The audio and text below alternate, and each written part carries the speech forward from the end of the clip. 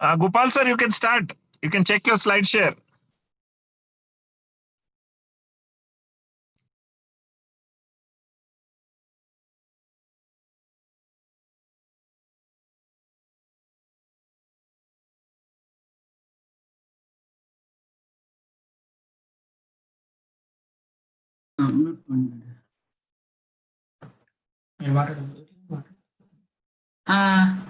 Sir, am I visible?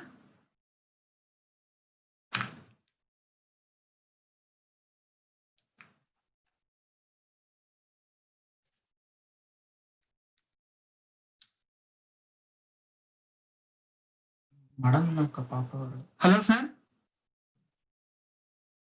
Hello. Yes, sir. You are audible, sir. You are audible and you are visible also. Is my slides visible? Yes, sir. Yes, sir. It's perfectly visible. No problem.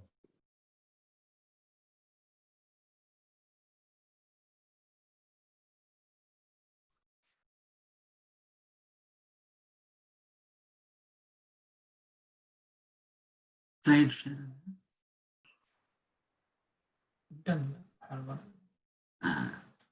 Is my slide visible, sir?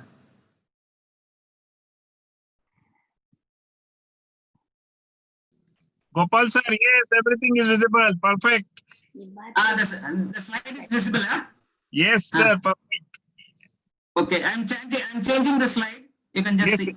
yes, sir. Please.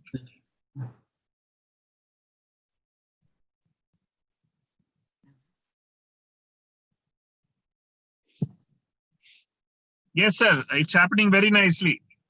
Okay, sir. Okay, sir. Okay, sir. Fine. Done. Okay, sir. Thank you, sir. My voice is also clear now, sir? Very clear and audible like always. Oh, okay, sir. Thank you, sir. Thank you. So I will come back at 2:55. Yes, sir. 3:35 we will start sharp. Okay, sir. Thank you very much. Thank you. Sir, you don't leave the session. You be there. Okay, sir. You can do other work, no problem. Because once you leave, your co-host status goes. Then again, I have to. Okay. I will be here, sir. Okay, sir. Thank you.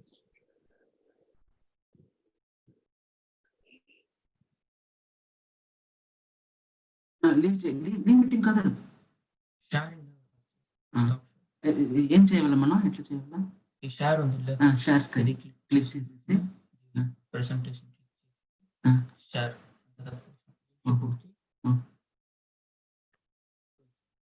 ఎలా అది కామంటుంది లేదు ఇక్కడ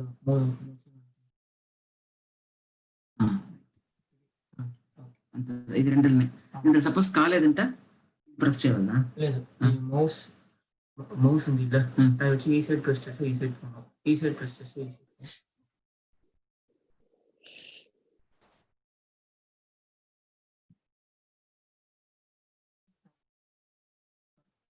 stop sharing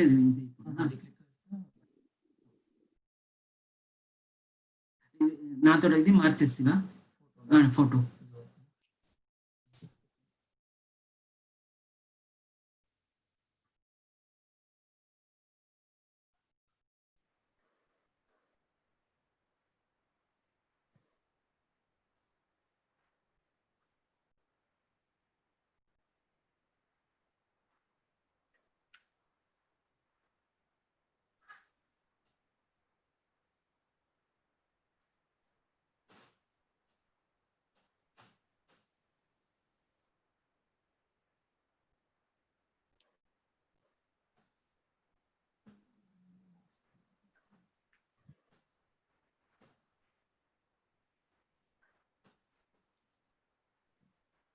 photo లేదా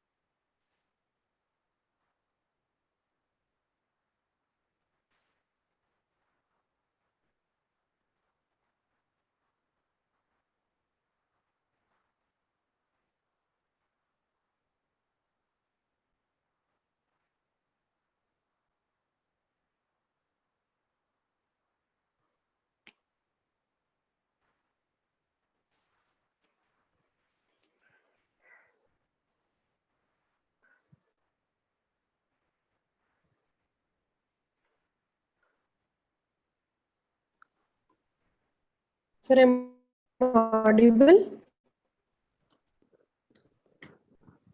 Kiran sir? Yeah, madam, you are audible. Okay, sir.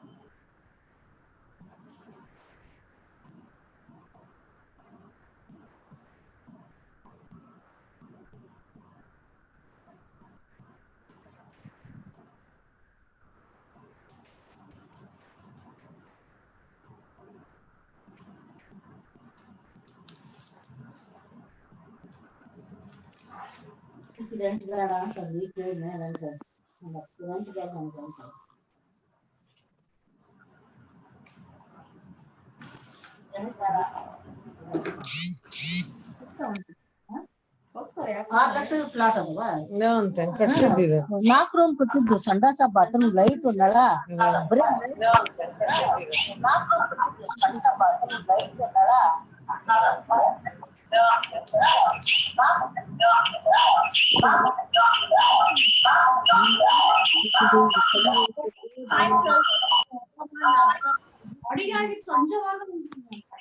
ನಿಂದಾತವರೇ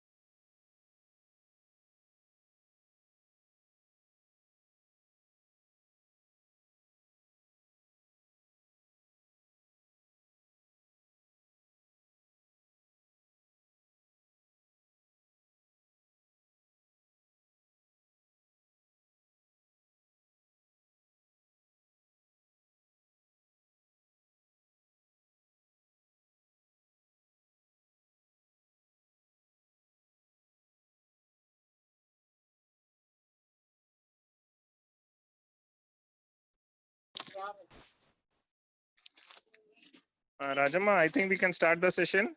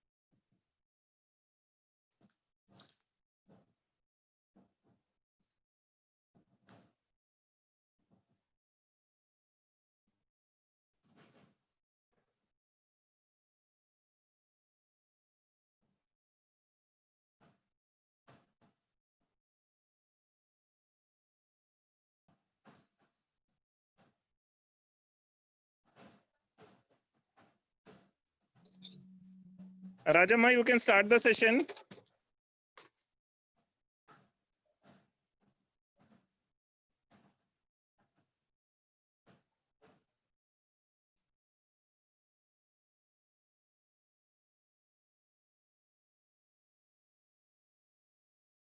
No, it is coming now. Right, sir. Oh my God. Namaskara ellarigu.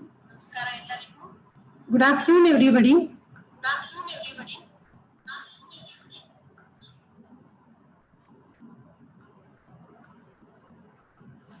I myself, Dr. Rajamma, Professor and Head of Department of Pharmacognosy, welcome you all on behalf of Honorable Chancellor Dr. Prabhakar Kore, Vice Chancellor Vivek Saoji, Dr. Kotiwale Registrar Kahe, and Dr. Raman Dan, Principal, Kelly College of Pharmacy, Bangalore, for today's webinar on Pharmascience Behind Traditional Health Practices of India by Dr. V. Gopal. Kelly University stands for excellence built on strong values and principles. Kelly Society was founded in 1916 by Saptarshis, the 7 educated youth, with the objective of bringing education to North Karnataka region. Now it is spread all over the India and abroad. Today, Kelly Society runs over 242 educational institutions under the able guidance of Dr. Prabhakar Kore. We salute his work. Today's webinar on Pharmascience Behind the Traditional Health Practices of India by an amazing personality, Dr. V. Gopal. Professor, Head of the Department of Pharmacognosy, Principal, College of Pharmacy, and Academic Registrar of Mother Teresa Postgraduate and Research Institute of Health Sciences. He is an in charge School of Indian System of Medicine. He is an in charge of Ayush Drug Testing Lab. He has many awards to his credit. Few among them are recipient of Outstanding Community Service Award 2019, Achievement Award for Excellence in Pharmacy Education, Anna Teresa Award 2017, National Best Teacher Award 2017, APP Appreciation Award 2015, and many more.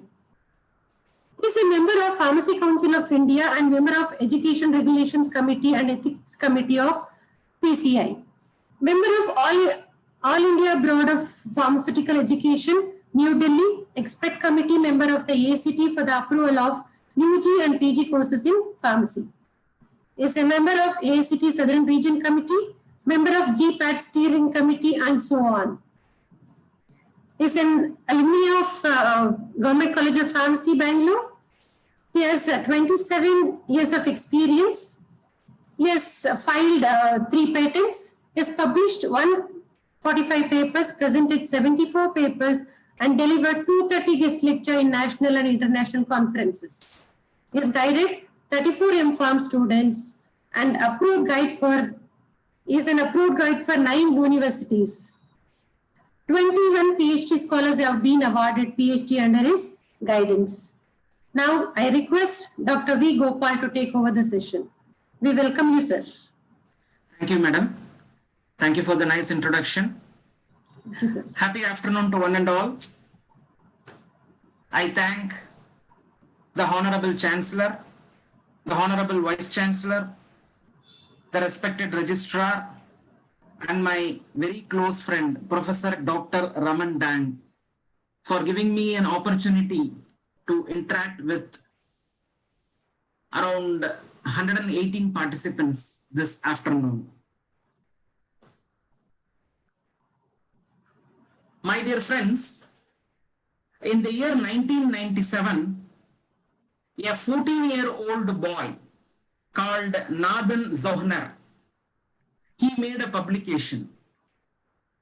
In that publication, he stated that he has identified a new molecule called dihydrogen monoxide. And this chemical, dihydrogen monoxide, when it is in gaseous form, can cause severe burns. And the various forms of this chemical kills millions of people every year. This chemical is responsible for acid rain, and hence this chemical should be banned. This was forwarded in the media, and after a week, he conducted a survey.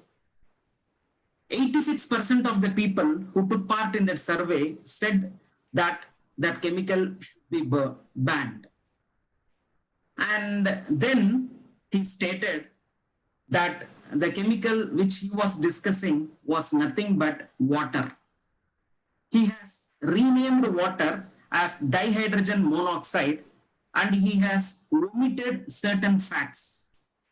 And when he presented it in a scientific form, 86% of the people agreed with him and they wanted to ban water.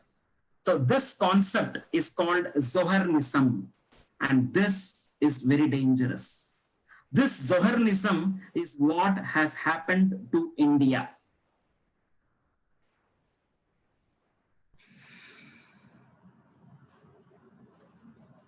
India has and had a very glorious past. The world's first university was established in Takshashila 700 years before the birth of Jesus Christ. The world's second university is University of Nalanda, built in the 4th century. The number 0 is an Indian invention invented by Aryabhatta. The word navigation is from the Sanskrit word navigat, and Indians were the first to learn the art of navigation 5,000 years back. The value of pi was first calculated by Bodhayana, and he had also explained Pythagoras' theorem in the 6th century. Algebra, trigonometry, calculus, they all have Indian origin. We were the only source of diamonds till 1896. An American-based apex firm, Institute of Electrical and Electronic Engineers, has clearly proved that Professor Jagdish Chandra Bose, an Indian, has invented wireless communication far before Marconi. Indians were the first to build a dam. The first dam was built in Saurashtra. Chess was invented in India. Caesarean operation, cataract operation, removal of kidney stones, usage of anesthesia. All this was pioneered by Shushruta 2,600 years ago. The use of decimal system was developed in India 100 years before the birth of Jesus Christ. So, India is the first in many cases. But as I explained about Zoharnism, we are unable to appreciate the scientific background behind the traditional Indian health practices. Today, the pandemic corona has made us think and realize whether the path in which we are trending is the right one. This pandemic, COVID-19, has given us a fear. The other day, during my online class, I asked one of my students to read a paragraph. In that paragraph, there was a word called carnivorous, but the student read it as coronavirus. That is the fear which COVID-19 has inculcated in our minds. And this COVID-19 has made us, during the lockdown, realize the glory of our Indian tradition. We are now running behind turmeric, running behind pepper, running behind sunbath. We are trying to find out the science behind our traditional foods. Thanks to COVID-19, we are able to appreciate the greatness of our Indian tradition. Ancient man, he started discovering drugs based on the doctrine of signatures. He looked at the bean and then he thought the bean is looking like kidneys. So it could be useful in kidney disorders. He saw at the walnut, it was looking like the right and left hemispheres, upper cerebrums and lower cerebrums of our brain. So he thought it could be useful in memory enhancing activity. And he took a transverse section of the iris, the radiating lines, looking like the human eye. So he thought it would be useful for the health of their eye. And today has endorsed his belief. The greens, because of sodium, because of calcium, they have been useful in strengthening our bones and they resemble our bones. Avocado looks like a womb and a child. So he thought it could be used in gynecology. And in traditional Indian systems of medicine, it is used as a food medicine for many gynec disorders. Similarly, fig, it is used to increase the mobility of male sperm and it resembles the scrotal sac. The mushroom have a resemblance to the ear, and in our traditional South Indian practice, if consumed, it is said to be useful for maintaining the health of our tympanic membrane and the external auditory canal. The grapes, they look like the alveoli, and it has been recommended for the health of the lungs. Today, during Corona, many of the traditional Indian practitioners, they are recommending grapes. And research has also proved that the chemical proanthocyanidin present in grapes reduces the severity of asthma triggered by allergy. Ginger, it looks like our stomach. Hence the ancient man thought it could be useful in digestion. And today, this ginger has been pharmacognostically studied and it is recommended even for as a prophylaxis for corona. The sweet potato, they look like our pancreas. And they actually balance the glycemic index of diabetes. The olives, they look like the ovary. All this put together is called the doctrine of food signatures.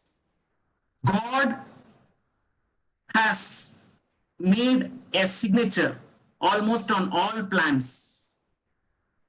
In Sanskrit, there is a beautiful word that says that amantaram aksharam nasti, nasti moolam aushadam.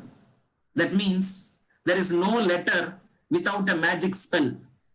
Similarly, there is no root without a medicinal property. Nature is abundant with natural therapeutic properties. The herbs, the plants, each and every one of them, they possess medicinal properties. Only thing is, we are not able to understand the therapeutic efficacy of the plants. In the Siddha system of medicine, it is very clearly mentioned that if you are a human being, you can suffer from 4,448 diseases. 12,000 years back, the South Indian is able to come out with such a matured system of medicine where he is able to mention the total number of diseases human beings can suffer from. In the Siddha system of medicine, the first 1/3 is devoted to prophylaxis. That is how to prevent a disease. The second 1/3 is on diagnosis. The third 1/3 is on cure. Nowhere the Siddha system of medicine speaks about management. But today, we are only managing. We are managing diabetes, we are managing hypertension, we are managing various skin diseases. We are not concentrating on cure. From the Indus Valley civilization, the people who entered into India through the Khyber Pass, because of abundance in water and herbs, they came out with a system of medicine called Ayurveda. Veda means science. Ayur means life. It is a science of life. We had a continent called Lemuria. From that Lemuria continent, the people who entered India through the southernmost tip, Kanyakumari, because of non-availability of abundant copious water, because of availability of excess minerals, they came out with a system of medicine which they call it as Siddha. Siddha itself means science. Both this Ayurveda and Siddha coexisted. Then we were under the Mughals for 300 years. At that time, we adopted the Unani system of medicine. In Tamil Nadu, near Chidambaram, we had a sage called Patanjali. He came out with a yoga system of medicine. Because the homeopathy system of medicine invented by Samuel Hahnemann did not have any side effect or adverse reactions, it was also accepted as an Indian system of medicine. My dear friends, if you come to a typical Tamil family, the morning starts with coffee. Almost in all the houses, they have something called as bed coffee. This coffee in Tamil Nadu, if you go through it, it is 70% of coffee and 30% of chicory. If you go to the yesteryears, in Tamil Nadu, coffee was 50% and chicory was 50%. In Tamil Nadu, in all the places where there is red soil, you can find a rhizome, Chicory intybus. People dig out the rhizome, they remove the outer skin, they make it into pieces, they dry it, and then they powder it. So this powder of the rhizome of Chicory intybus is called as chicory. If you ask them, why do you mix it up with coffee? They will say it is for increasing the viscosity, it is for color, and it is for enhancing the fragrance. The modern man started studying coffee. Coffee is from Coffea arabica. The fruits of Coffea arabica are taken. They are allowed to ferment, washed, the seeds are taken, dried, and then roasted, and then powdered, then you get coffee seeds. Further research proved that coffee seeds have caffeine. And this caffeine is a central nervous system stimulant. Then the scientists started studying chicory, which was mixed with coffee powder in South India. Chicory did not have any caffeine. So then they said chicory is an adulterant. But in many places they said chicory is a substitute. But scientists started saying chicory does not have caffeine. So it is an adulterant. We started blindly believing it. And slowly the percentage of chicory in South Indian coffee was reduced. As I said, initially it was 50-50. Now it is 70-30. In many places, it is 90% coffee, 10% chicory. In many places, it is 100% pure coffee. And even granulated caffeine is used. In America, chicory root powder is available. It is taken as a nutraceutical. It is also called as inulin powder. We have various health benefits of inulin.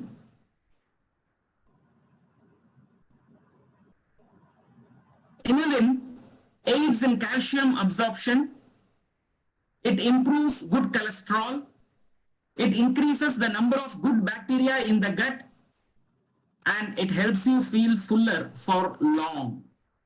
So these and all are the health benefits of inulin, scientifically proven. Now, this inulin is present in the middle lamella of the cell.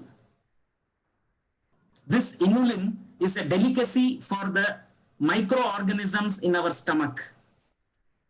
So early morning, if you give a dose of inulin, the good microorganisms in our stomach with help in our digestion, they become healthy. And then they digest whatever we take in, we ingest. Now, there was a detailed research on the percentage of inulin present in various foodstuffs. And among all the edible substances available, the maximum amount of inulin is present in chicory, the rhizomes of Chicory intybus. Today, everybody is speaking about soluble fiber. Scientifically, it has proved that soluble fiber prolongs stomach emptying time so that sugar is released and absorbed more slowly. So for diabetic patients, it is recommended that they should have a daily dose of soluble fiber. Soluble fiber lowers total cholesterol, low density lipoprotein cholesterol, that is a bad cholesterol, and therefore it reduces the risk of heart disease. It lowers blood sugar. There are various sources of soluble fibers. Among the various sources of soluble fibers such as oat bran, soya beans, peas, nuts, barley, carrot, beans, among all these sources, the source that is having the highest amount of soluble fiber is again the rhizome of Chicory intybus. Now, science has again proved that the rhizomes of Chicory intybus, chicory, is the richest source of inulin and soluble fiber. When we started reading a bit of history, we understood that in yesteryears, the people of Tamil Nadu, in the early morning, they were having a dose of chicory. In the early morning, as soon as they get up, they used to take the powder of the rhizomes of Chicory intybus. They used to put it in boiling water and they used to consume it daily morning as a nutraceutical functional food. Now, the taste of chicory is very bland, and for that, as a flavoring agent, they started adding coffee. Man is addicted to his tongue. The 2-inch tongue decides many things in his life. Because of addiction to taste and fragrance, he started giving more importance to coffee, which was added as a flavoring agent for chicory. So slowly the percentage of coffee started increasing. The percentage of chicory started reducing. And a few years back, it was 50-50. But today, as I said, Zoharnism, suppression of certain facts. People started discovering caffeine from coffee, and they thought that the ancient man was taking coffee only for caffeine, and they branded chicory as an adulterant.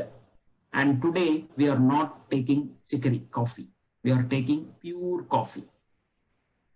So this is the pharmacognosy science behind the traditional health practices of India. Today, after going through it, I am sure many of us will take a daily dose of chicory.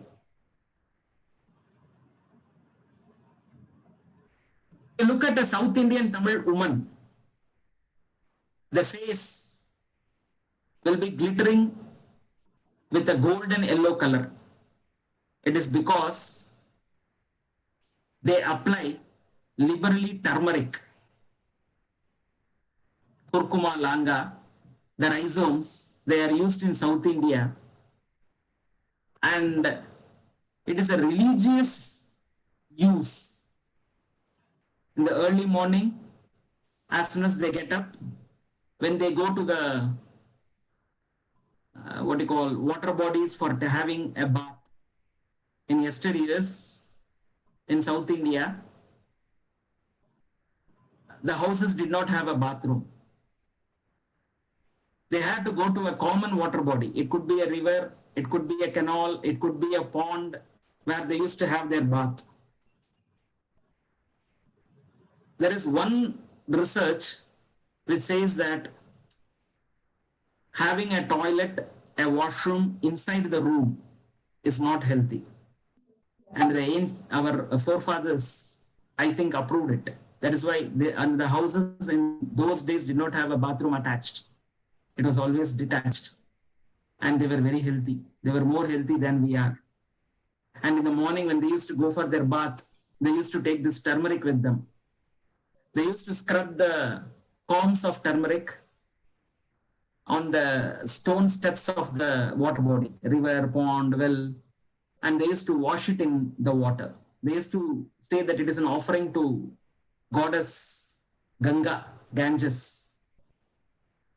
But research says that the smell of turmeric wards away crocodile.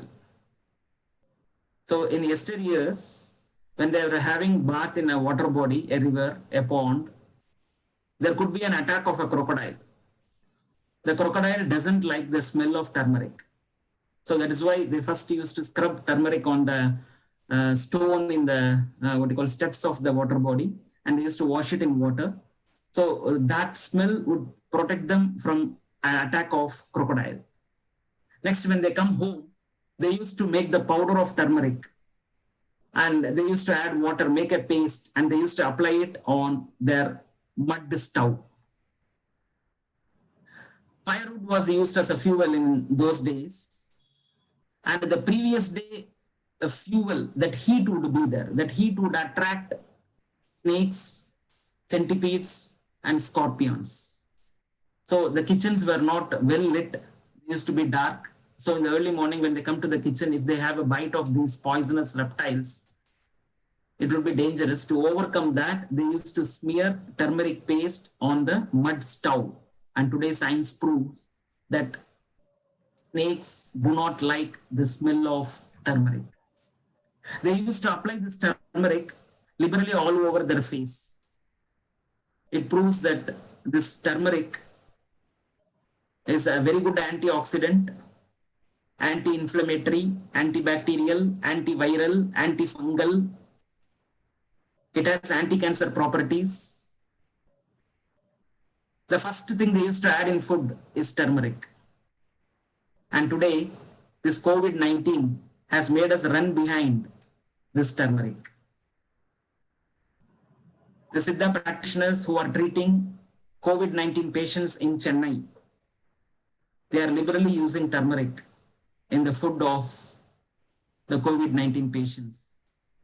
And this turmeric was made into a sustained release formulation called kumkum.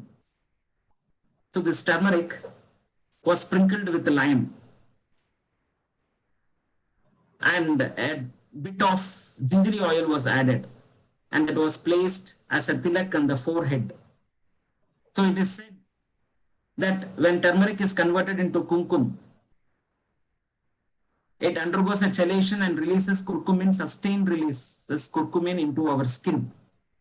So these and all were the healthy practices of using turmeric. But in the name of modernization, we have discontinued the use of turmeric. If we go through the literature, turmeric has a beneficial activity on almost all parts of our human body. And we have totally avoided turmeric. Today, during this lockdown period, we are able to appreciate the greatness of this green gold. And we have started using it in our day-to-day life. This person is Professor Dr. Pushpangadan. So he is the person who has brought Trichopus xylanicus, which is a plant called as Arogya Pacha, to limelight. He has proved that this plant, Trichopus xylanicus, is having all the properties to be named as Indian ginseng. In Trivandrum, there is a hill called Agastya Hills. So he, along with his friends and his students, they were just carrying out an ethnomedical survey in the Agastya Hills. And for that, they had hired some tribal people to help them in carrying their luggages. The tribal peoples were carrying the luggage and climbing the hill, and they never felt any tired. But our people, the scientists who were following them without carrying anything in their hands, were so tired. So when they asked them how that they are not able to show their tiredness, they said that they are chewing a plant called Trichopus xylanicus. This is called as Arogya Pacha. This plant is available in Tamil Nadu, in Andhra, in Telangana, in Kerala. And in all our Siddha and Ayurveda system of medicine, this is used as an adaptogen. But we didn't do any research on it. But Professor Dr. Pushpangadan, who was the director of Tropical Botanical Research Institute, he did research on it, and he has identified a lot of phytoconstituents from this plant, and he has patented them, and he has commercialized the patent, and the resources that was generated from commercializing that patent, he has given it back to the tribal people who has introduced this plant to him. So like this Trichopus xylanicus, which we call it as Arogya Pacha, there are a number of plants which are waiting for pharmacognosists to explore them. Something is covered, you remove that cover, that is called as discover. So here in nature, many things are covered. We need to remove that cover and discover them, and that is our duty. Near Uti, there is a place called Hulikal Panchayat. There was a dense forest behind a temple there. The belief was people do not go to the temple in the morning hours. They all join together, they burst crackers, and then they go as a group to the temple in the afternoon, and then they open the temple, do puja, and next to the temple there is a spring. The water from that spring has been very, very tasty. So they used to collect that water and they used to close the temple and come back. There was a myth that if you go alone or in odd hours, you will be killed by some demons. Because of that fear, nobody used to go to the temple. The forest that was surrounding the temple and the spring was well preserved for ages. Huli means tiger. Anytime you go in, you can find the footprints of a tiger. Hulikal Panchayat. So the tiger used to go for walking casually. Then some, modern youth, they went there. They said, let me see which demon comes. They went with knives and some protective weapons. No demon came. Then they told to the other people, the climate there is excellent, beautiful flora, beautiful fauna. So slowly it was converted into a tourist spot. New shops came in, roads were laid out, electricity was introduced. Slowly the trees were cut.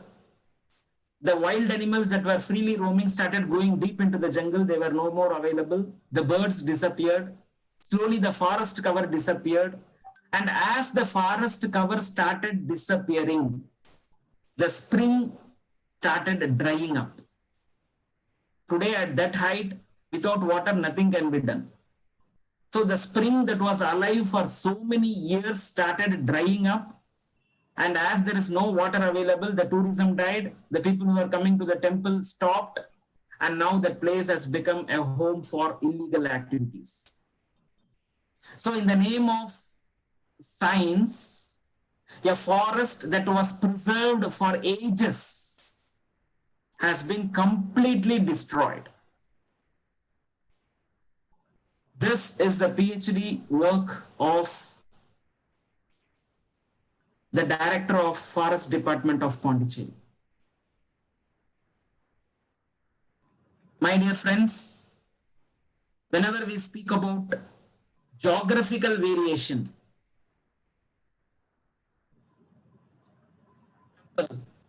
cinchona,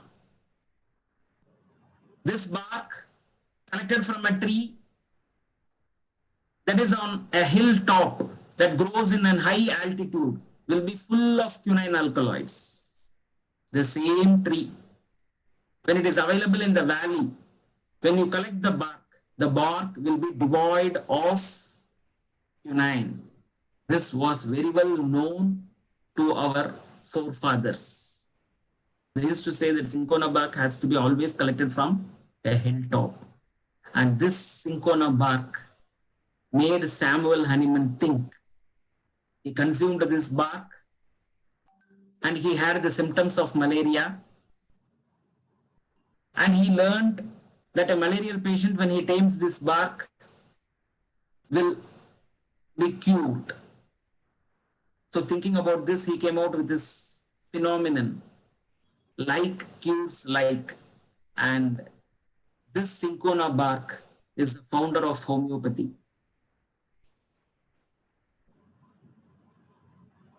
Then we started doing research to find out the presence of quinine in this bark. And then we discovered the geographical variation. But this geographical variation was well known to our forefathers. In yesteryears, medicine was tailor-made. Medicine was practiced for free. Today, both of them are not there. Most of the medicine is bulk manufactured. And medicine is now not practiced for free, it is chargeable. So when profit takes the driver's seat, ethics takes the back seat. In yesteryears, in our Indian systems of medicine, because medicine was practiced for free, there was no need for the traditional doctor to adulterate or substitute. So there was no adulteration, no substitution. It was done as a service. So the quality was always maintained. There was no need for quality control. And hence the quality control studies was not done. But today we have the same science, but driven by profit. Today, in the entire Tamil Nadu, the people are behind Kaba Jora Kudineer. It is a Siddha formulation having 15 ingredients. It is claimed to be very much useful as a prophylaxis for COVID-19 in the management of COVID-19. It has 15 ingredients. Because of heavy demand, the supply of a few ingredients has dwindled down. Now, if you come to South India, in many places, as a cottage industry, they prepare this Kabajara Kudineer and then they distribute it.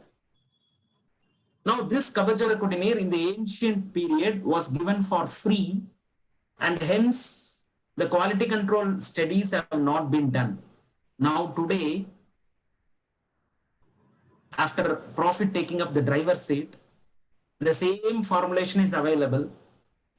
Because of non-availability, because of heavy demand, less supply, many of the ingredients are not being added into this formulation, and we do not have a quality control study to establish the quality of this formulation. So this is the need of the hour. As pharmacognosists, as pharmacists, it is our duty to standardize these formulations. The raw materials will have to be standardized. In-process quality control has to be established. The finished product quality control has to be enforced. This is the need of the hour. If quality is not enforced now, then its therapeutic efficacy would be reduced. And again, people will lose faith on this traditional, glorious Indian system of medicine. The another very popular formulation in Siddha is Andrographis paniculata. We call it as Nila Vembu Kudineer. This Nilavembu Kudineer has many ingredients, but if you take them alphabetically,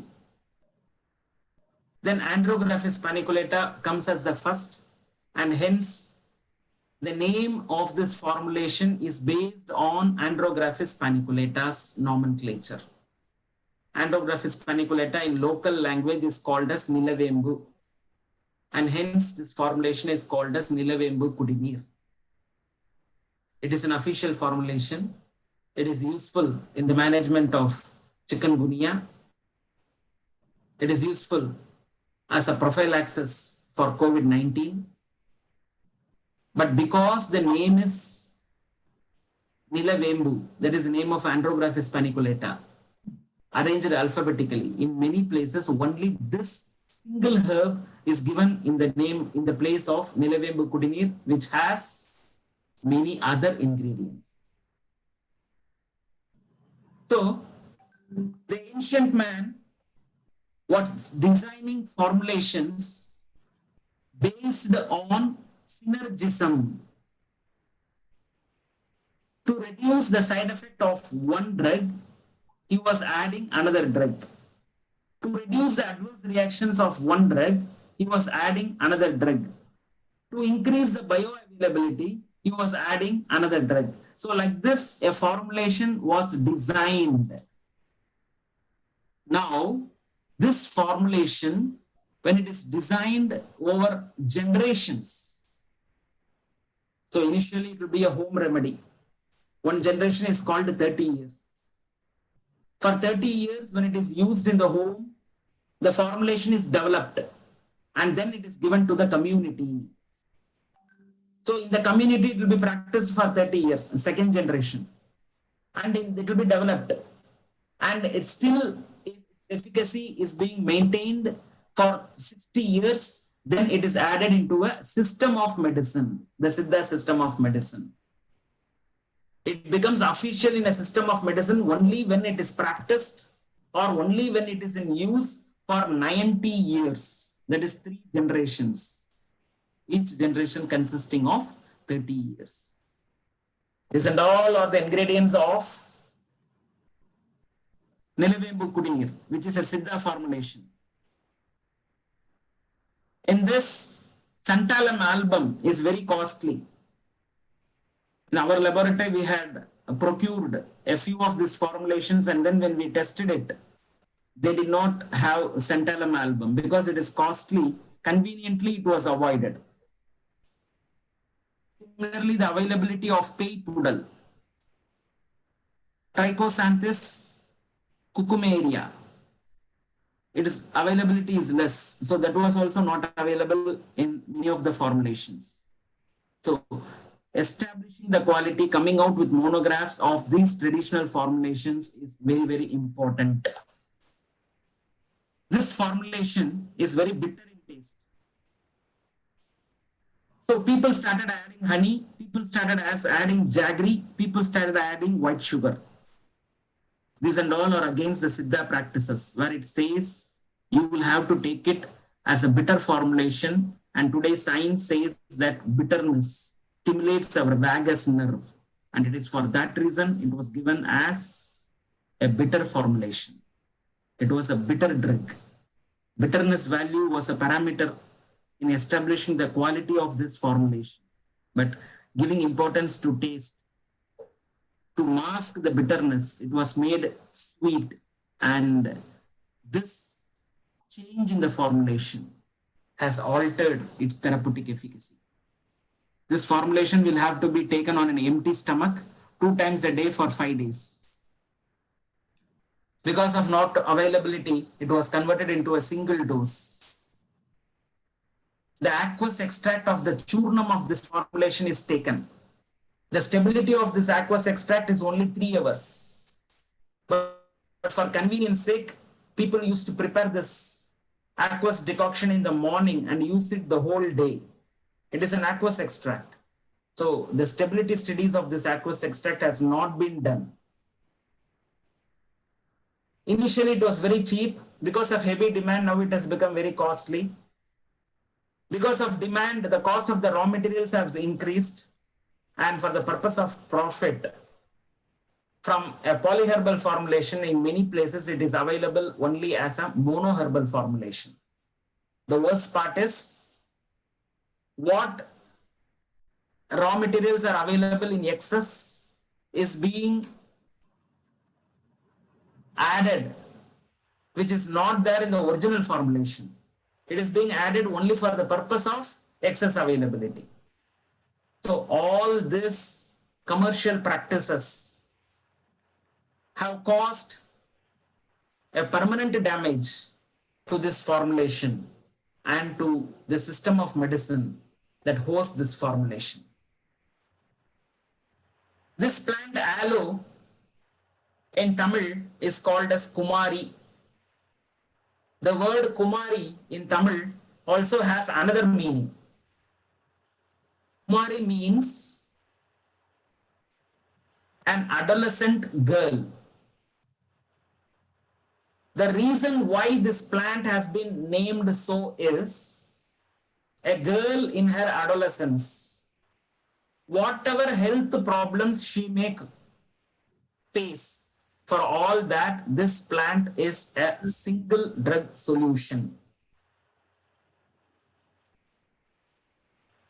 This plant was grown in almost all the houses in South India. As soon as a girl attains her age, they used to make a juice of this plant and give it in empty stomach to that girl. They used to take the mucilage and the aloe, and it was applied on the face as an anti-acne. Over a period of time,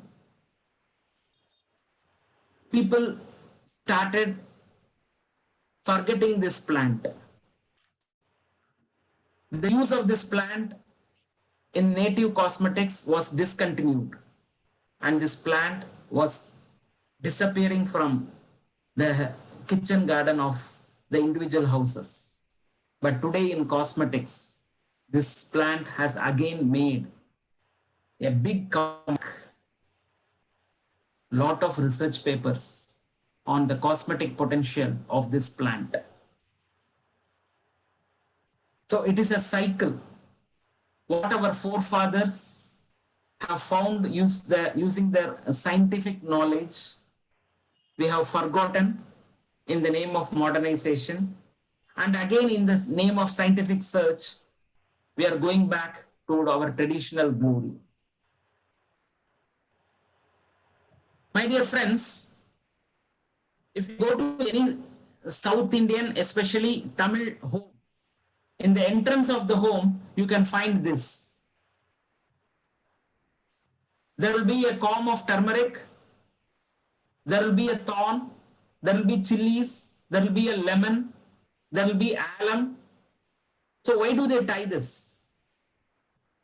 They used to say it is to ward off evil spirit. But it is not so. There is science behind it. The science is this alum is a air purifier. And this lemon and chilies, they were used as an antidote for poisonous bite of reptiles. This thorn was used to remove thorns. This turmeric was an antiseptic, and this coconut was a medicine for hypoglycemia. So this that was tied in the entrance of every home was in fact a first aid box.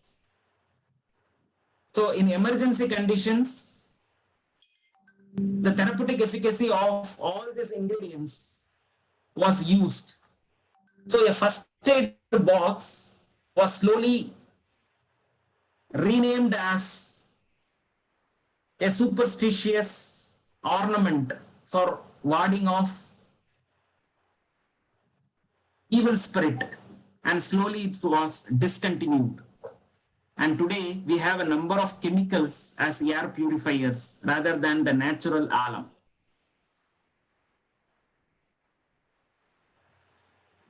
The South Indian, in the Siddha system of medicine, it has been recommended that we will have to take only unripe banana. Today, this science is lost. But again, science has proved that if a banana is overripe, then it is the highest in sugar and lowest in fiber content, and hence it is not good for consumption, especially for people above 40 years of age. If it is very ripe, it has lowest vitamin and mineral content. If it is ripe, then high oxidant level and good fiber content is there. But if it is underripe, then it is a great source of prebiotic for gut and it is very healthy. If it is barely ripe, then it has high fiber and low in sugar. So, a person above 40 in yesteryears usually consumes an underripe banana.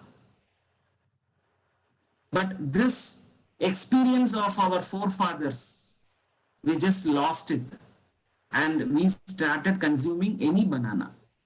But today, science has clearly proved that our forefathers were always right. Today, in the Ayurvedic system of medicine, Chyawanprash is recommended for the management of COVID-19. This Chyawanprash has amla as the major ingredient. Vitamin C is the major constituent of amla. And the stability of vitamin C, as a science person, we all know. Our forefathers were so intelligent to make this amla into a lipid formulation. We call it as lehya. Now, in the name of pseudo-modernization, this Chyawanprash has been converted into a biscuit. Now, in this biscuit, the lipid content would not be there. When lipid content is not there, the vitamin C would become unstable. The entire formulation Chyawanprash was meant for vitamin C. Now, without vitamin C, taking Chyawanprash.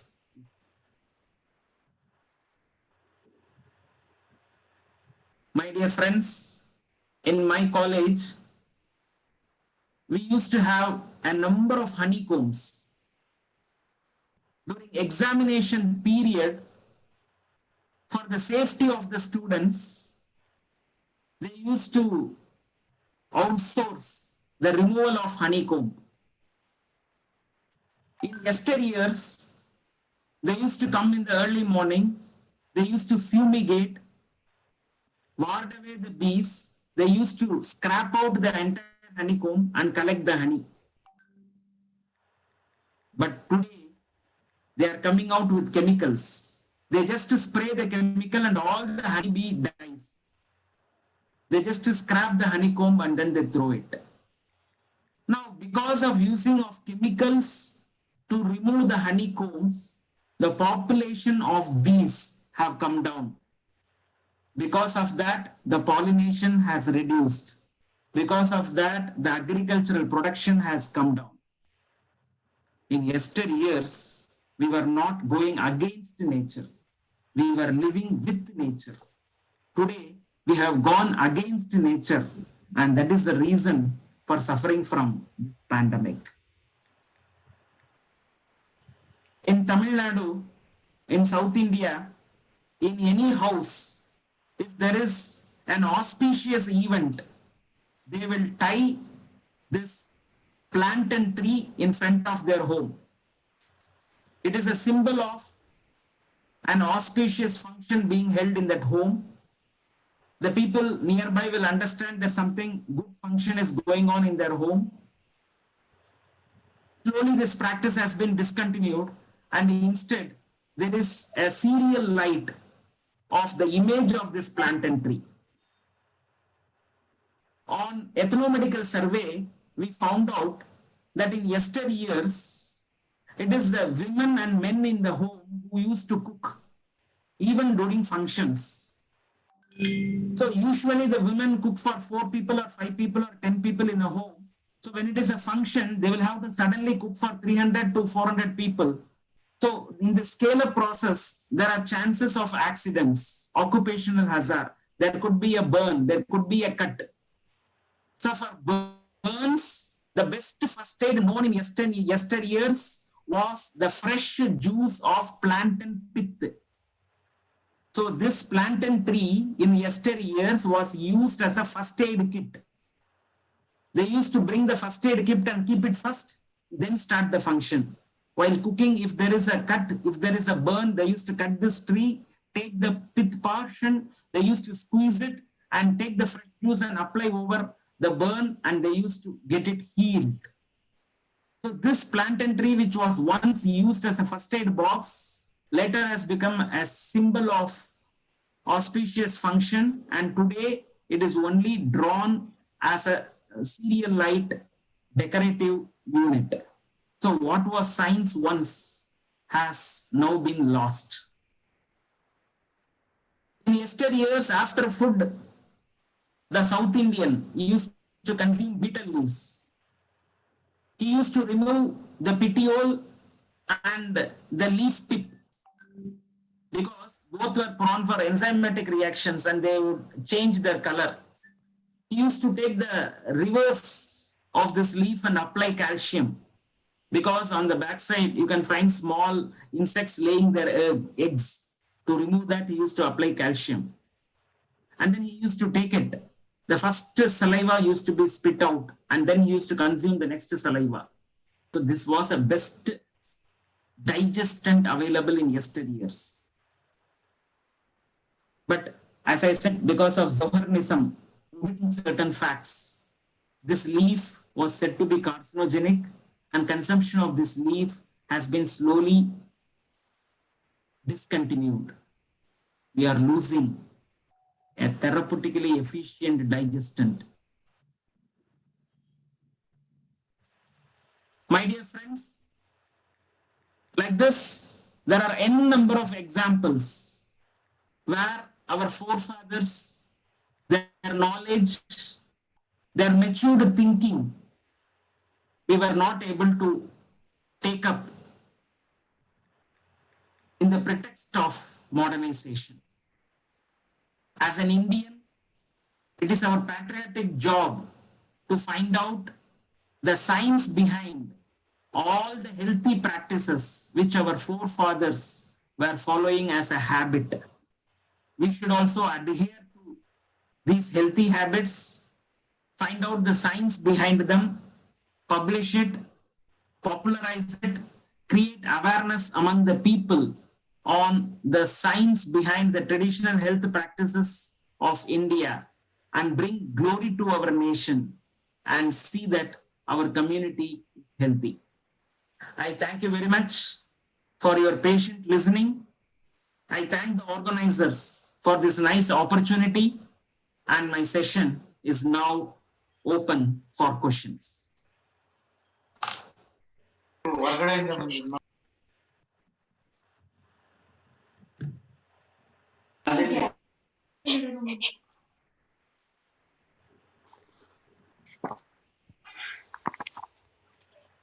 Good evening, one and all.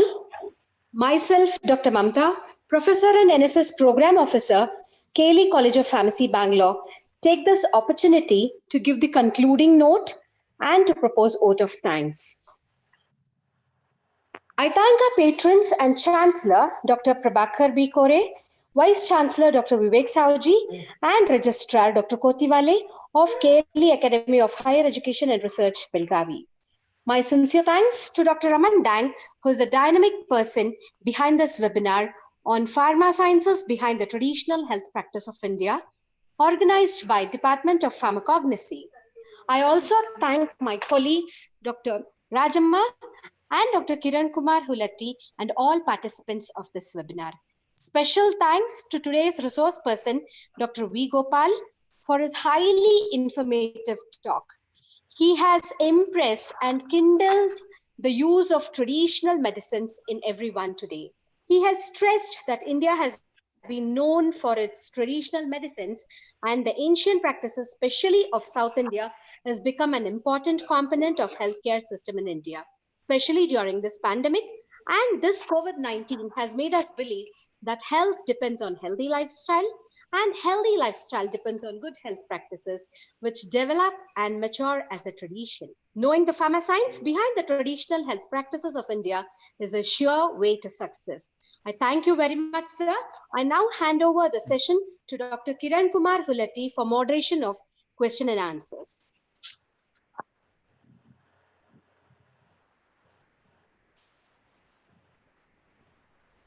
Thank you, Dr. Mamta. Sir, it is indeed a pleasure Kiran, for you can us. continue with the question and answer session. Yeah, Dr. Gopal sir. So it is indeed an pleasant, it's my pleasant to serve as a co-host for this particular session. Sir, really this particular talk, it was emphasizing on, even though you have given some of the examples which were very common examples, but the way you have explained, and you have explained the science behind that, the traditional science which was behind that one, it was wonderful, sir. Even it may be the chicory, definitely I didn't know much about that chicory, and it may be the turmeric or kalmeg or anything. So even the banana plant and leaf. So it's wonderful. So now I request all the participants to raise your hands when if you have the question, so that one by one you can ask. Okay, Sujit, you can just unmute yourself and you can ask the question. Sujit Kumar. Sujit Kumar, you just unmute yourself and ask the question. Yeah, sir, good evening, and thank you, sir, for this wonderful webinar. Sir, I had one question. Is that even though we have very rich heritage, we were very good in Ayurveda and other things what you discussed in the beginning of the presentation, but then also I find it very disappointing when I see that the Ayush doctors and people who are working as a BAMS practitioners, they are fighting, or they ask most of the time for the right of prescribing allopathic medicines. So again, the message goes to the society, sir, that even though we are rich in Ayurveda and all those, then why we are always looking towards allopathic? How to overcome this mindset, sir? Thank you.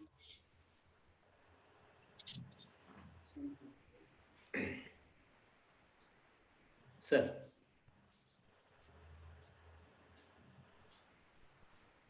Gopal sir. Hello, sir. Gopal sir.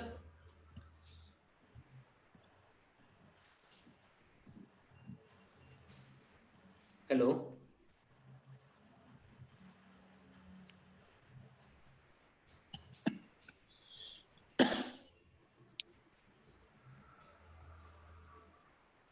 Maybe disconnected, I think. Okay, sir. Okay, thank you. Raja madam, just check it out with the Gopal sir. Sir has got disconnected, it seems. No, he's not there, sir. Okay. Sir, okay, thank you, sir. Thank you, Rajama madam, for this webinar. Thank you, Sujit sir. Welcome. Rajama and team, I would like to tell Gopal sir called, his net connectivity is gone. So he's trying to come back in. So just give him 1 minute. Okay. Okay, sir. I will repeat my question then.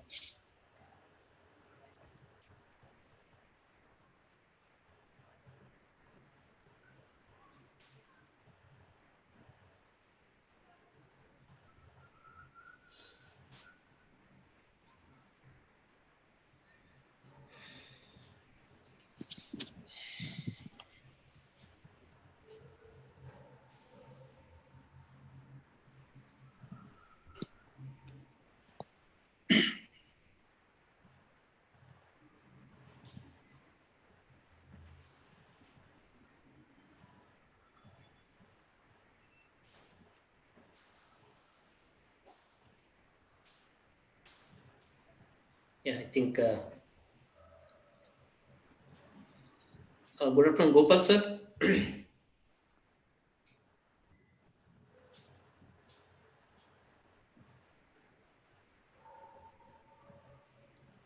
Sir, just unmute your mic, sir.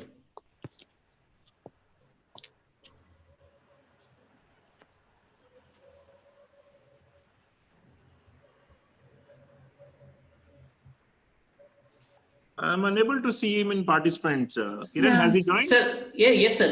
Sir is there. He's with some other name, that is Hamsaveni. Okay. Hamsaveni Hamsa. He's with other name. So we have to unmute him. Yeah, he's unmuted. I have joined from my daughter's account. Yes, sir. Yes, sir. HAMSAVENI. And now I have changed the name to Gopal V. Okay. I am audible? Yeah, yes, sir. Yes, sir. Yes, sir. Sorry, there was no Yes, data, sir. no power in my place. Shall I? Sujit sir, please repeat your question. Yeah, sir.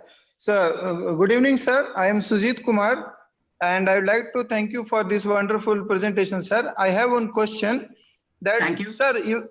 Sir, even though we have a very rich heritage of Ayurvedic system and so many things, as you discussed in the beginning, sir, but still I find it very disappointing when Ayush practitioners or BAMS practitioners and all those, they look towards allopathic system, means they prescribe the allopathic medicines, and even they fight for that right of prescribing allopathic medicines. So, sir, question is like that: if things will continue like this, then even though we are very good in Ayurveda, won't the message go in society that whatever we do in Ayurveda, no use? Because at the end, even Ayurvedic doctors are telling to take allopathic medicine. So how to overcome this, sir, and who is responsible for this?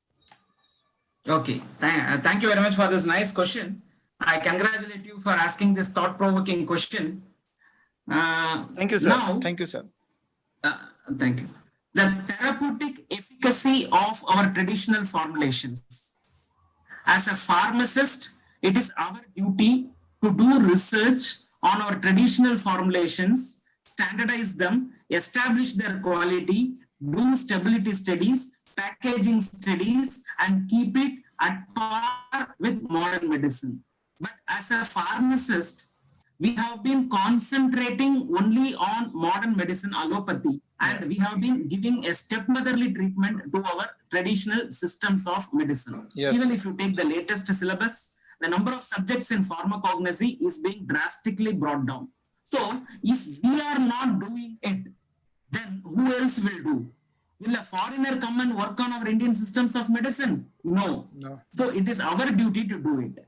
As a Siddha practitioner, as an Ayurvedic practitioner, he would not have sufficient knowledge and authority on the pharmacy aspects, especially the pharmacognosy aspects. So if this aspect is not taken care, then the therapeutic efficacy of the formulation will come down, and the doctor, in order to save his name with the patient, he may have developed a liking for modern medicine. This is number one. Number two is patriotism. So the strength of India is the strength of its traditional systems of medicine. So this is our strength. We should always strengthen our strength. We should not weaken our strength. So we should create awareness among the traditional health practitioners that their strength is Ayurveda, their strength is Siddha, their strength is the traditional health practices. And if this awareness is created, then this problem can be solved.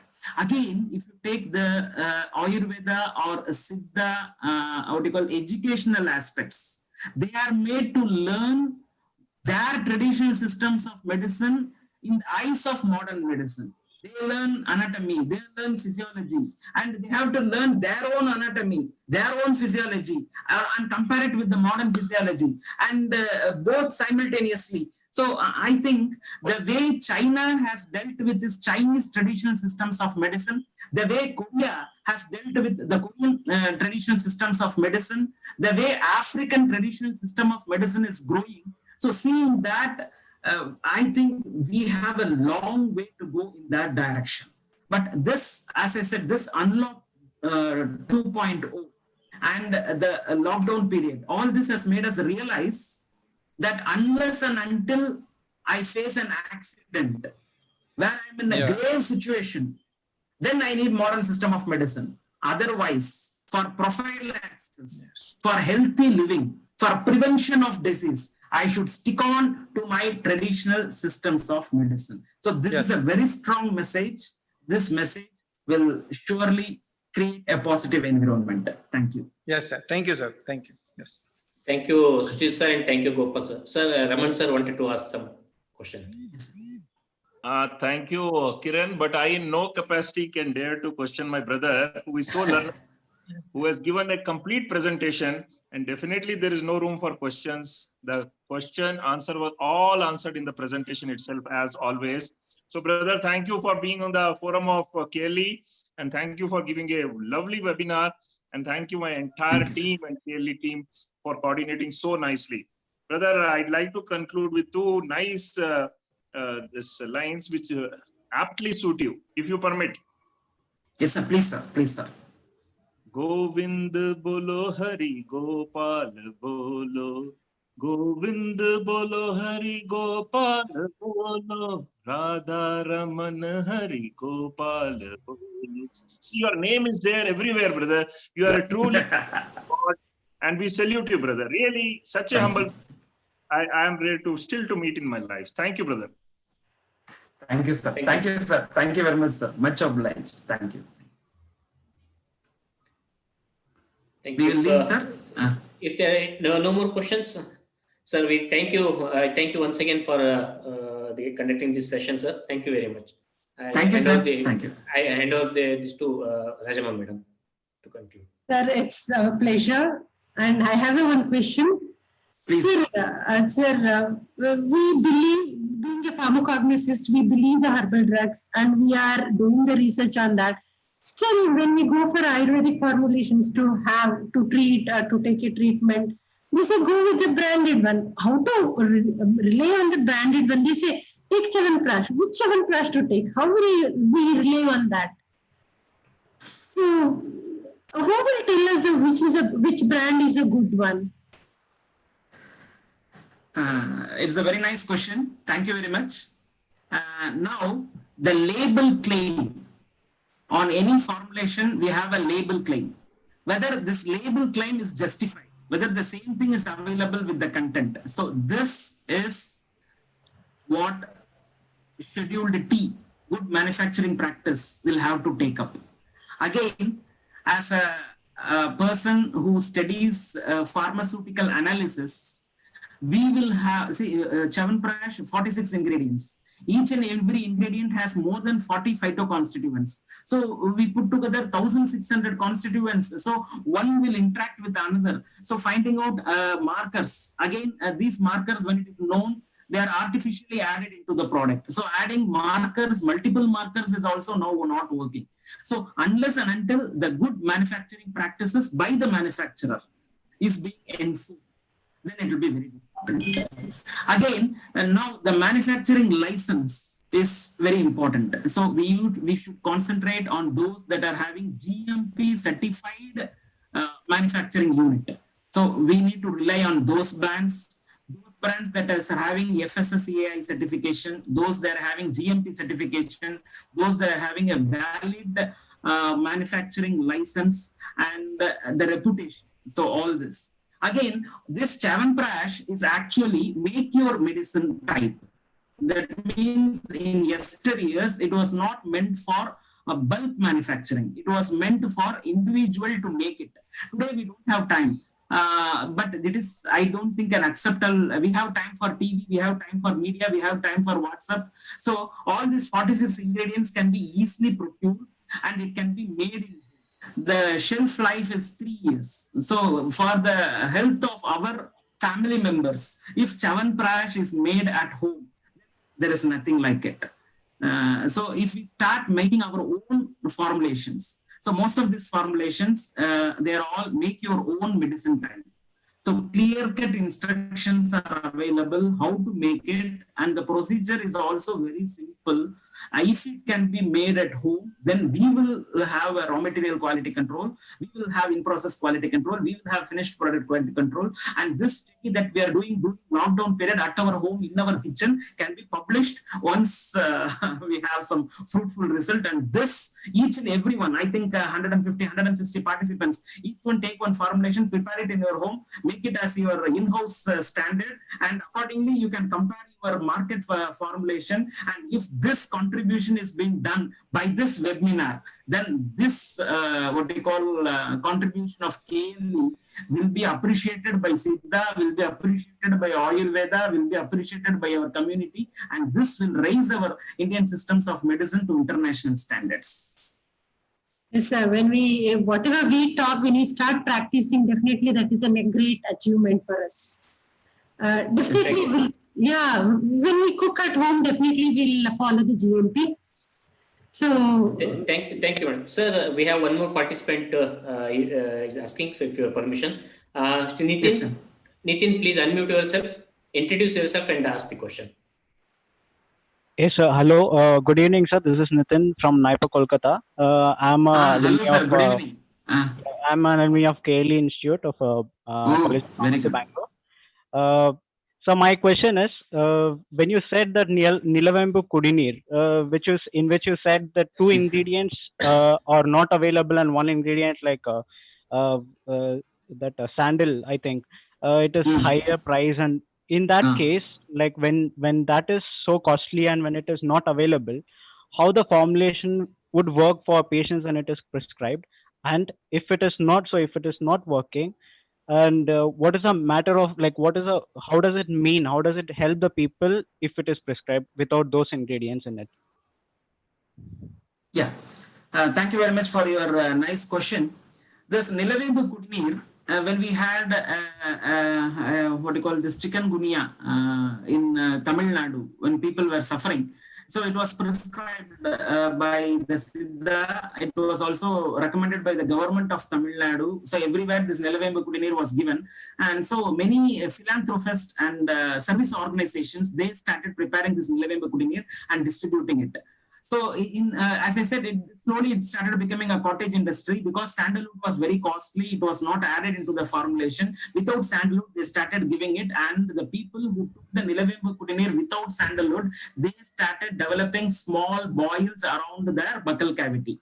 So that was the first symptom. Then immediately it was reported in the media, and then they said this formulation is having side effect. Okay. Actually, this formulation doesn't have any side effect. Because of the fault in preparation, this formulation was tainted to have a side effect.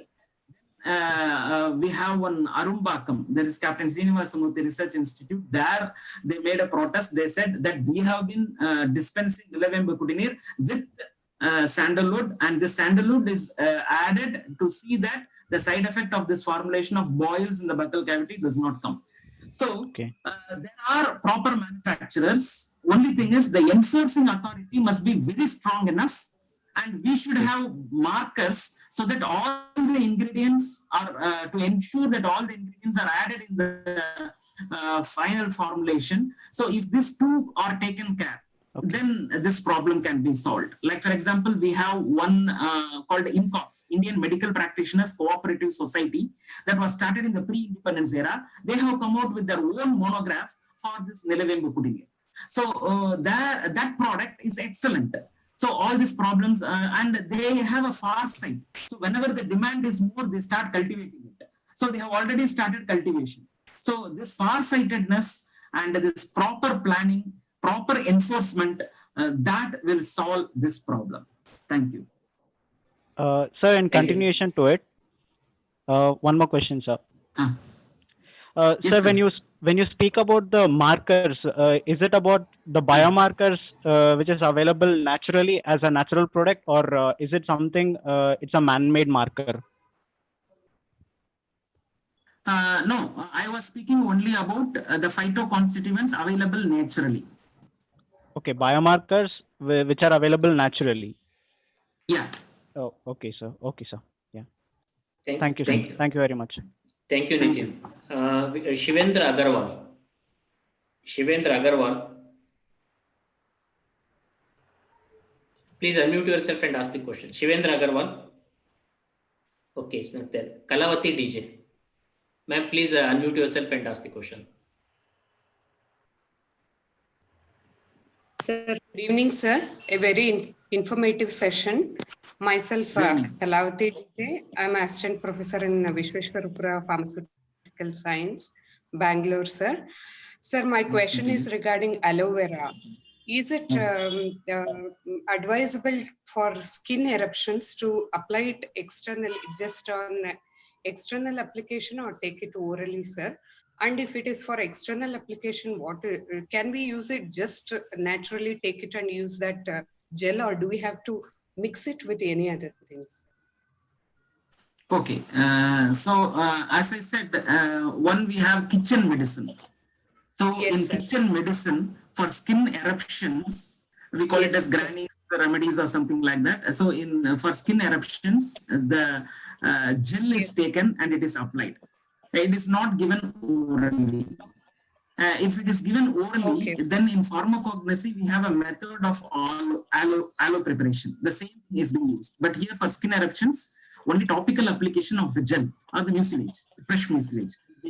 Again, it is a grandma's remedy. Huh? Okay. No need to mix anything else, sir, with that? I mean, just the gel. Again, it differs. Like if you go to the southernmost Tamil Nadu, if you go to Coimbatore, then there they mix turmeric and aloe gel or mucilage. Okay.